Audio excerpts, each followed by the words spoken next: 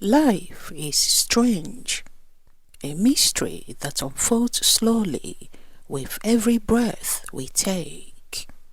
We come into this world with nothing, and we live the same way. But in between, we chase so much. What are we really chasing? And in the end, what truly matters? We arrive in this world with nothing but a heartbeat and the love of those who welcome us. No name, no clothes, no possessions, just a soul wrapped in innocence. And yet, from the moment we open our eyes, the journey begins. A race towards something we don't fully understand. We are taught to chase, to grow, to achieve, to possess, but rarely are we taught to pause and reflect on what really matters. We grow up measuring life in milestones, first steps, first words, first report card, first love, and with each achievement, society claps, urging us forward. We pursue education, careers, titles, money, houses, relationships, always reaching, always grasping. And there's nothing wrong with reaching. It gives life direction. But somewhere in that rush, we forget that none of these things are truly ours to keep. They are borrowed, held for a time, and eventually left behind. Think about it. The house you built, the car you polished, the clothes you styled yourself in, none of it goes with you when your time here ends. You could own the world and still take nothing with you but your soul. And that truth is both humbling and freeing.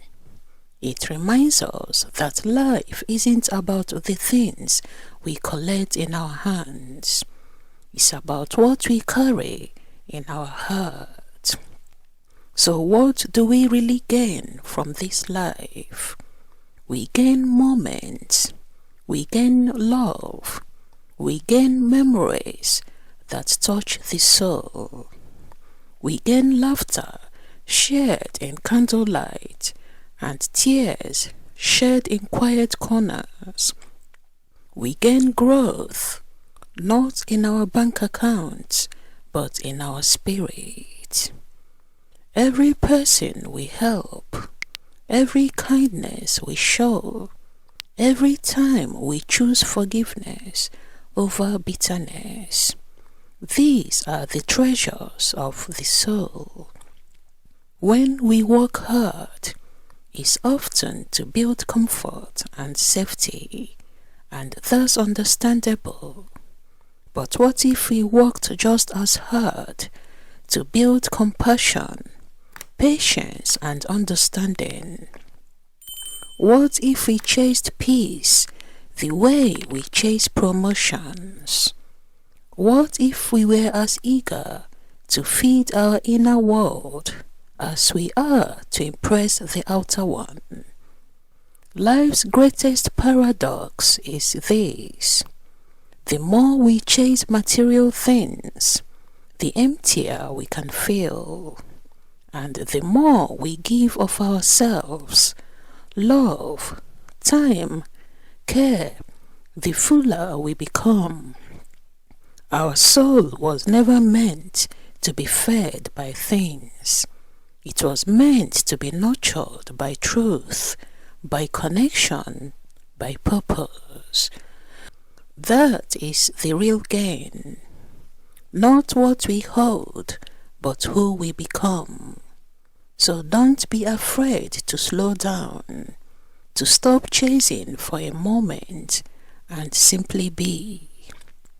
Watch the sunset, call someone you love, help a stranger, laugh until you cry. These are the things that last. These are the things you carry, not in your hands, but in your spirit. They become part of you, eternal in a way no possession can be. When the end comes, and it will for all of us, no one will ask how much you earned, how many cars you drove, or how big your house was, but they may remember how you made them feel. Did you inspire? Did you love well? Did you live honestly? Did your life leave a light for others to follow? Make sure your soul gains more than your hands. Let your life be a garden where love grows, where kindness blossoms, where others feel safe to be themselves. That is the only wealth that truly matters, and that their soul is the kind of treasure you can take with you. So yes, life is strange, but it's also beautiful. And when we realize that what we leave behind is not our possessions, but our presence in the hearts of others, we begin to live not just for today, but for eternity. Let your soul shine. Let it be filled, not with things, but with meaning. Because in the end, that's the only thing that lasts. One of the most powerful reminders comes from 1 Timothy chapter 6 verse 7. For we brought nothing into the world, and we can take nothing out of it. This verse cuts to the core of life's illusion of permanence. It reminds us that all our striving for material gain, all our ambition for worldly success must be placed in perspective. What truly matters isn't what we hold in our hands, but what we hold in our hearts. To make this life meaningful, we must first understand our true purpose, not as consumers, but as caretakers of love, compassion, and grace. Christ taught in Matthew chapter 6, verses 19 to 21. Do not store up for yourselves treasures on earth, but store up for yourselves treasures in heaven. For where your treasure is, there your heart will be also. Earthly treasures fade, heavenly ones, acts of love, faith, and service are eternal.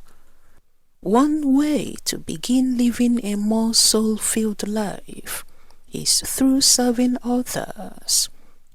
Life gains meaning when we pour ourselves into the needs of others. Every small act of kindness echoes in eternity. Helping a neighbor, feeding the hungry, comforting the broken-hearted. These things enrich your soul in ways no paycheck ever could. In a world that constantly tells us we need more to be enough, the scripture urges us to be content. Hebrews chapter 13 verse 5 says, Keep your lives free from the love of money, and be content with what you have, because God has said, Never will I leave you, never will I forsake you. True richness is found in God's presence, not possessions.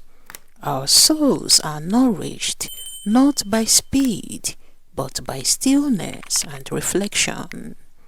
The world races, but God whispers. Making space for prayer, silence, and presence helps us stay grounded in eternal truth, while the world around us chases temporary goals. Forgiveness is also key to a meaningful life. Holding on to resentment weighs down the soul, while releasing it sets us free. In forgiving, we reflect the very heart of God, and in doing so, our own hearts become lighter. We are called to walk humbly with God. This is the roadmap to a worthy life. Not fame, not fortune, but faithfulness. And when we finally come to the end of our journey, may we be able to echo 2 Timothy chapter 4 verse 7. I have fought the good fight. I have finished the race. I have kept the faith. That is the kind of legacy that lasts. Not the titles, not the trophies, but a life well lived, rooted in love, anchored in grace. So let your hands work, but let your heart lead. Build what you must, but build with love. Chase your dreams, but not at the cost of your soul, because in the end, what you give will matter far more than what you gather. And when your soul has gained more than your hands, you will have truly lived. If this video touched your heart, don't let it stop here. Share it. Live it. Remember, when it's all said and done, the only things we truly carry are the love we gave, the heart we touched, and the soul we built. So make sure your soul gains more than your hands. That's the kind of wealth no one can take away. Thank you for watching, and may God bless you.